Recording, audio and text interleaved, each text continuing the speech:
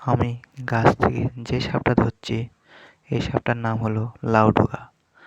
লাউডোগা কারো যদি কামড়ায়, কিন্তু লাউডোগা সাপের সামান্য বিষ আছে, এই বিষেতে কিছু হয় না। কিন্তু তাও বিষাক্ত হোক বা লাউডোগা হোক, তাও হসপিটাল যাবেন। কিন্তু ওঝার বাড়িতে বা কবিরাজের বাড়িতে যাবেন না। কিন্তু ওঝার বাড়িতে বা কবিরাজের বাড়িতে গেলে তার মৃত্যু হবে অনিবার্য। আর নিবিড় সাপ কামড়ালে মানুষ ভয়তে হার্ট অ্যাটাক করে মারা যায়, এছাড়া কিছু না। আর আমার দেখে কেউ কোনোদিনও যেন ট্রাই করবেন না, ট্রাই করতে গেলে বিপদ হতে পারে। আর সাপ কোনোদিনও নিজের ইচ্ছাতে কামড়ায় না, সাপেরা হলো ভয়তে কামড়ায় মানুষকে, এগুলো ঠান্ডা প্রকৃতি এরা। দেখেন আমার হাতে লাউডোগা সাপ আছে, আমাকে কিছু বলছে না, কিন্তু আমি আঘাত করিনি তাই। আঘাত পালে ও কামড়াবেই, নিবিড় সাপ হোক আর বিষাক্ত হোক। আর কিন্তু ঘরচে সাপের এটা চিত্রটা উল্টো। কিন্তু ঘরচে সাপ ধরার সাথে সাথেই ওরা গ্যাস ম্যাচ করে কামড়ায়, কিন্তু ঘরচে সাপ পুরো নির্বিষ, ওর কোনো বিষ নেই। ওইসব সাপ মানুষকে কামড়ালে মানুষ ভয়তে হার্ট অ্যাটাক করে মারা যায়। আর আর এই লাউডোগা সাপটা এখন উদ্ধার করে এখন ছেড়ে দেওয়া হবে। সবাই ভিডিওটা দেখুন।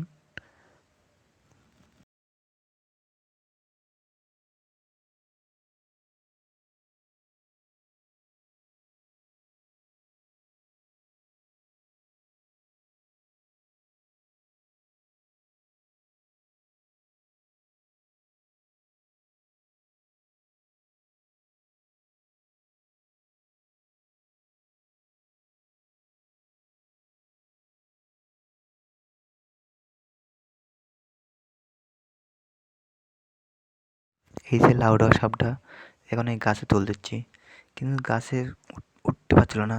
তারপরে আবার নিচে ছেড়ে দিলাম, আস্তে আস্তে অন্য গাছে চলে যাবে ও। কিন্তু এটা লাউডোগা সাপটা বেশি গাছে চলাফেরা করে এরা। কেউ সাপ বা পশুকে মারবেন না। আর বাড়ির আশপাশে যদি বনদপ্তরের লোকজন থাকে বা যারা সমাজসেবা করে, তাদের সাথে যোগাযোগ করবেন। তারা সাপ বা পশু পাখি উদ্ধার করে অন্য জায়গায় ছেড়ে দেবে, নিরাপদ জায়গা থেকে।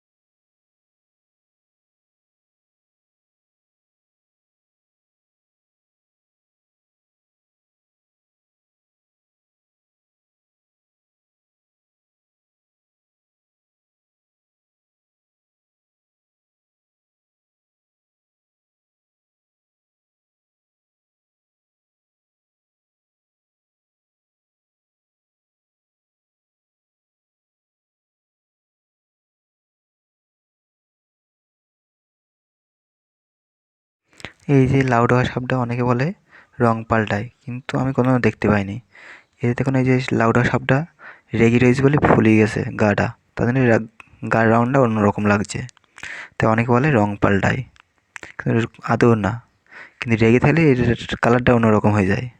যেমন মানুষের গার রেগে গেলে মানুষের গা তো ফুলে যায় না, ফলে রেগে গেলে ওরকম অবস্থা। এই যে লাউডোগা সাপটা ছেড়ে দিলাম, এখন চলে যাচ্ছে ওর মতন ওর। ঠিক ও গাছে গাছে বেড়াবে এরা, কিন্তু নিচে থাকে না বেশি অংশ।